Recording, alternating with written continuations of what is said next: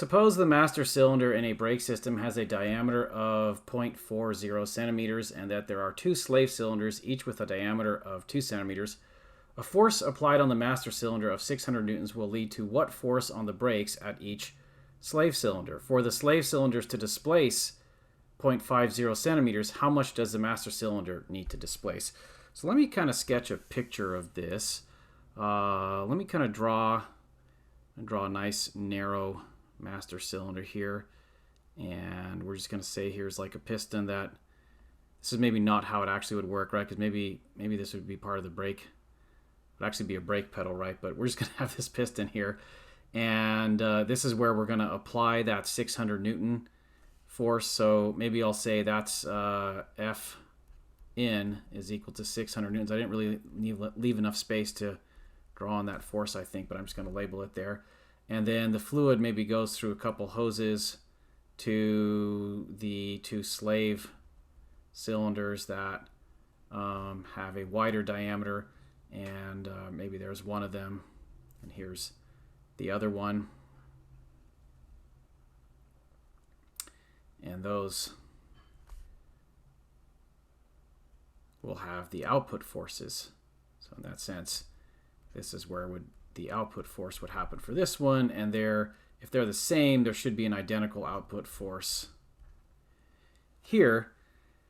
And we're asked for what that force is. Now it turns out a simplification we can make is for calculating the output force, we can pretend one of the slave cylinders doesn't really exist, because if you apply a pressure here, Pascal's principle says that pressure is going to transmit undiminished throughout the system, which means it really doesn't matter if there's a second cylinder for that. So if I think about pressure out in the sense of force per area is equal to pressure in. So I like to start with a concept, even though I had a formula on the key concepts page that already had worked with this. And we're trying to solve for force out. So that's where we get that key concept slide formula that I could have started with.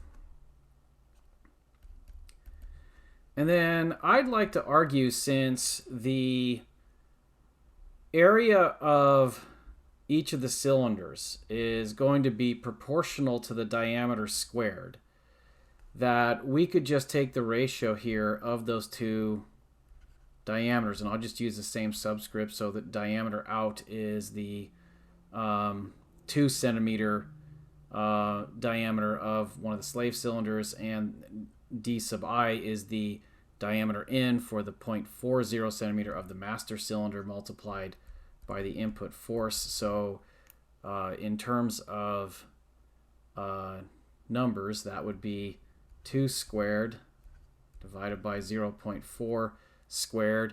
I left out, I mean, there'd be centimeters in there, right? But they're going to cancel since it's a ratio. Multiplied by the input force of 600 newtons. And in that sense, I think I said on the introductory video to this topic that I like to look at these systems as force multiplication systems. You can kind of see how that works, because I've got a force 600 newtons and it's being multiplied by this ratio to give me that output force.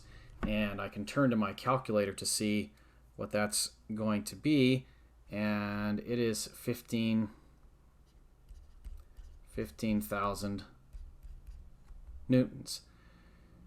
The second part of the question says, for the slave cylinders to displace half a centimeter, how much does a master cylinder need to displace? And for this one, I think the idea of work in equals work out, or work out is equal to work in.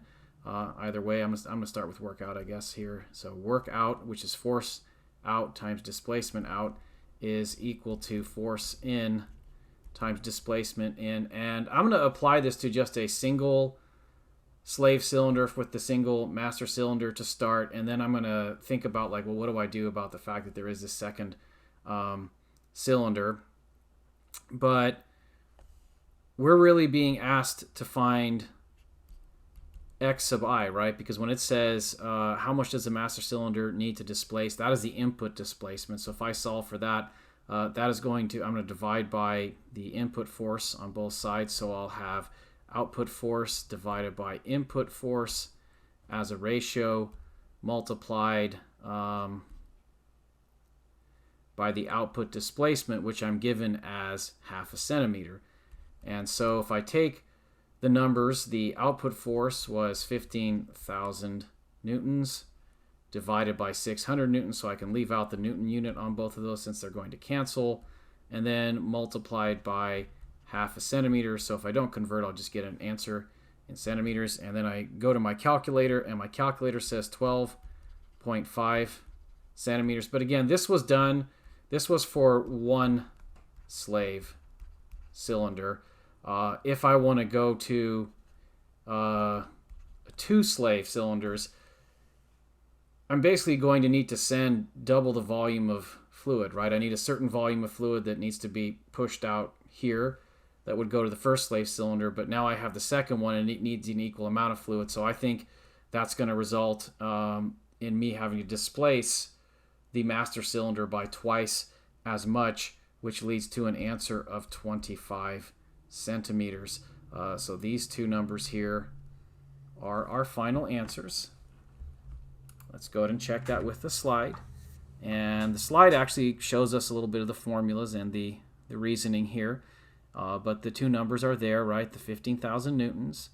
Here's the 12.5 centimeters, but as we pointed out, we're going to have to double that for the second slave cylinder to get 25 centimeters of displacement at the master cylinder.